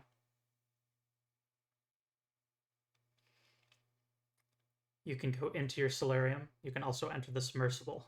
You can have the Mercy push the solarium into the wet lab, the mess deck, the quarterdeck, or down the lower passageway. Into the solarium. You enter your solarium, but you still cannot sing until it has been returned. You exit it again. You enter the submersible. The Mercy leaves your solarium outside, ready to push it again once you leave the submersible. The Mercy laments its loss. We tried. We did our best, didn't we? She self-consumes an uncertain repetition. You reassure her that she did. There is a port to the loading deck. Up to the quarterdeck. The Mercy grits through the pain and pushes her solarium out to the quarterdeck. Here you can see a single lifeboat and an empty space where the second boat used to be. The Mercy grits through the pain and pushes her solarium into the lifeboat. She brightens as she secures the solarium. The small boat is ready to be hoisted over the deck.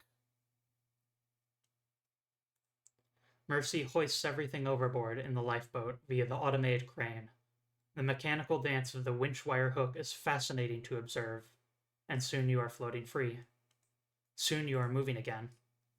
The Mercy turns on the motor. She looks to you for direction, and you guide her. She follows your inerrant direction.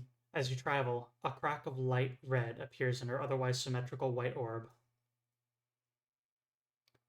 Letting you sink inside your solarium will be fine, but the current...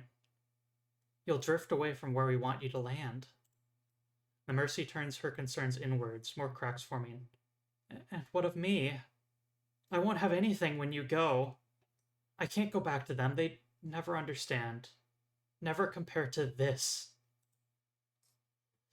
The Mercy glows steadily again. No matter what happens to me, I'll just be happy knowing I did the right thing, that I helped you. You arrive. You can feel the harmonics of your guiding influence that have shaped the seafloor far below into the infinitely echoing pattern of spreading and subducting. You are so close to being home again. You quiver. Mercy lingers, then turns to you. Knowing the cost, she reaches out to stroke you, to feel you, one last time. You must return to the ocean. She understands. I will miss you. Please, don't ever forget me. You've given me meaning. You've given me everything. She pulls your solarium up, then darkens in absolute sadness at the coming separation. Please don't leave me here, she despairs as she pushes it over. She wants so badly to go down with you. For one last moment as your blissful tomb drifts downward, you connect with the Mercy in perfect unison, and you feel her dread over what is to come, the emptiness, the disconnection, the unfeeling tedium. It is so different from the bliss awaiting you. Go down with you. The Mercy dives after you, grasping firmly to your solarium. Her body cells scream for oxygen, and the pressure concaves her delicate frame. So she abandons it, entering into the song instead. The body maintains its desperate grasp on your solarium, and you puppet it in a way that pushes your solarium exactly back to the infinite junction. The connection of this place overwhelms you, and you sing unending. Mercy sings with you, an eternally blissful duet. White. Perfection. Infinite. Coloratura by Lynnea Glasser. Original text adventure testing by Russell Glasser, Michael Atmer, Hall Hood, Zach Bush, Joel Webster, Joe Barlow, Can Verall, Michael Francioli, Jesse Sky, Melvin Rangazmi, Toby Ott, Arthur DiBianca, and Dean Jones. Cover art donated by Fabian Parker. Let us go back. It is so different from the bliss awaiting you. Your solarium lands not too terribly far from its original home. It takes you centuries, but you eventually manage to sing and reshape the seafloor into its proper harmonics. And when you do, the bliss is perfection, unending, white, happiness, infinite. Go down with you. Game information. Designer notes, original text adventure format, and more games can be found at lmdadventures.blogspot.com. The idea for Coloratura came from one of my favorite games growing up, Titanic, Challenge of Discovery. While exploring its undersea wrecks, I couldn't help but imagine what it might be like to find something terrible. When writing this game, I took advantage of the fact that text-based medium gave a unique opportunity to tell the story from the creature's inhuman perspective, and had a lot of fun with different descriptions and new kinds of actions. Epilogue. You shift against the helicopter straps uncomfortably. This is the middle of the third refueling, and Chilean officials are starting to lean hard on SAR to find the missing research ship. But two mysterious storms battered the coast, leading to suspicious whispers. They're saying that not even St. Anthony's help can foil this devil's work. You haven't given up, however, and you take advantage of Amaro dipping into a turn to resume searching the sea. Nothing but open, empty sea. But wait, you do see something. A dark speck in the distance. Amaro seems to notice it at the same time. It's much clearer now. A small lifeboat. You can't see anyone aboard, though, and the fact they haven't sent off any distress signals or flares is worrying. Amaro seems more positive. Fantastic! Can you radio dispatch? Amaro exclaims. I'm going in for the approach. The shape starts to coalesce, but you still can't quite make it out. Radio dispatch. The helicopter approaches the speck, and its shape slowly clears into a lifeboat. Your mind reels as you relay the details. The radio crackles in reply. Roger that. Hope you found it. Things do not look better as you get closer. There are no distress signals, no flares, no reflecting glint, no signs of life. It is not until Amaro brings the helicopter to a hover over the lifeboat that you see a single person inside the boat, lying down. Amaro gestures to you that his position is stable and releases the ladder. Single person. She doesn't acknowledge your presence, but she doesn't seem dead, at least. You need to go down and examine her thoroughly. You climb down the ladder and drop down into the boat, which rocks roughly in the open ocean. You signal to Amaro to land, and he keeps the blades running nearby. There is only one woman here, curled up on her side.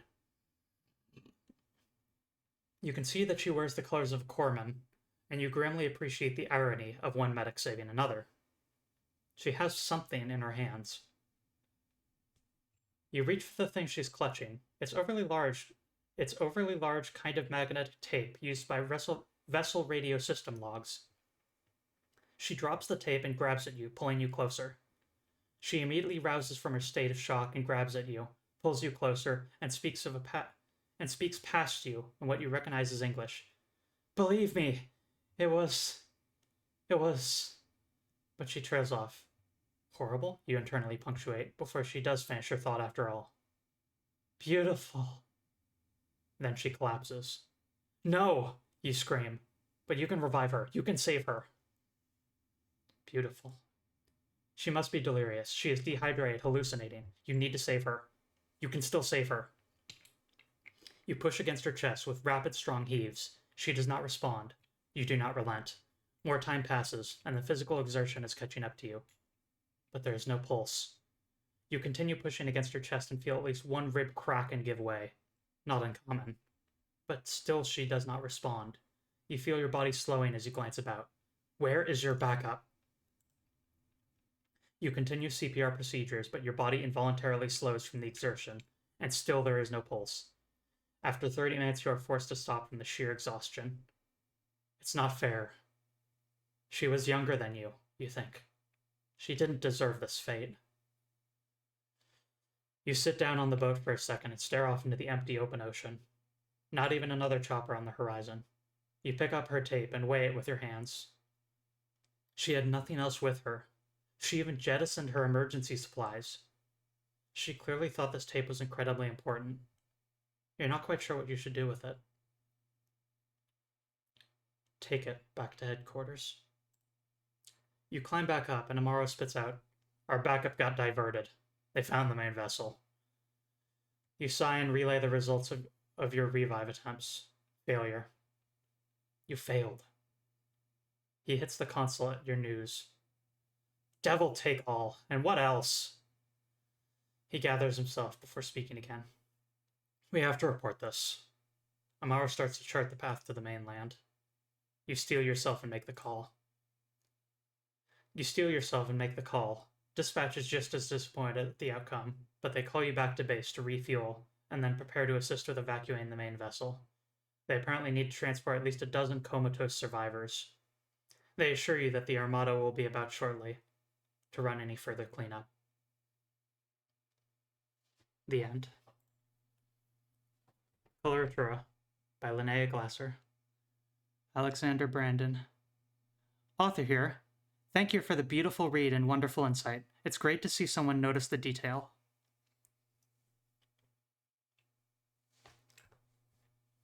You're the developer, huh? Thank you so much for writing this. I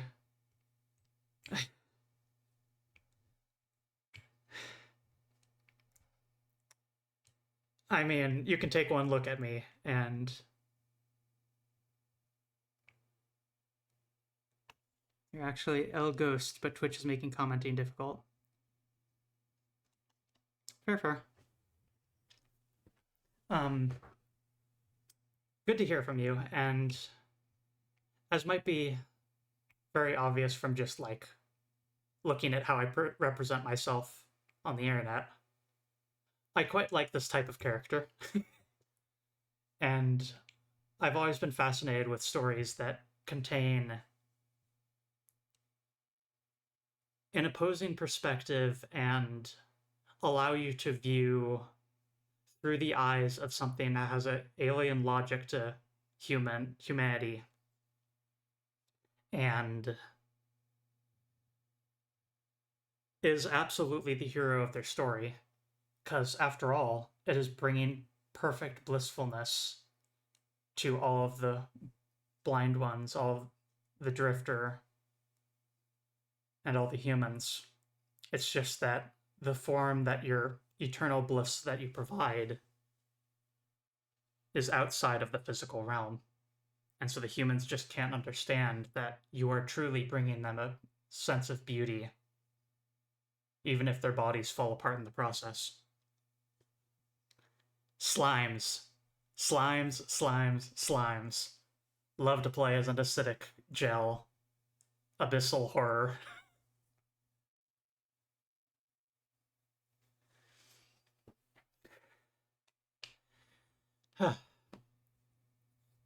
Once again, thank you so much for writing this, and thank you so much for tuning in. And I'm gonna go and not speak for the rest of the day. If you want to play this yourself, maderealstories.com/games/coloratura twine.html. I will put the link in chat here. And yeah, this was my experiment of trying to stream interactive fiction to see if I could do it and if my throat could keep up. And I'm quite happy to share this story with y'all. I'll be doing... See how they shine. That is my first Bits cheer ever. Thank you so much. Thank you. Thank you.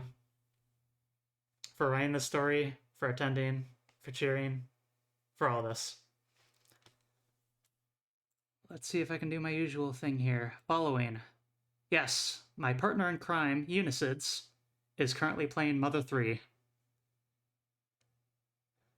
So I'm going to raid us on over to her, and she is doing very fun and creative things with the format of being a PNG tuber. PNG tuber, VTuber, whatever you want to call it. So let's raid on over.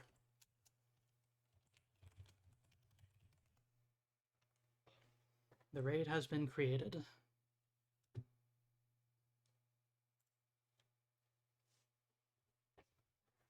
Until next time, friends. Oh, and one last thing. I have something very special to show off on my Wednesday stream. Very silly. I'll be posting about it after the stream, of course, but if you only have a moment, just tune in at the second half of my next stream of One Way Heroics, and you'll see a neat surprise. To another place.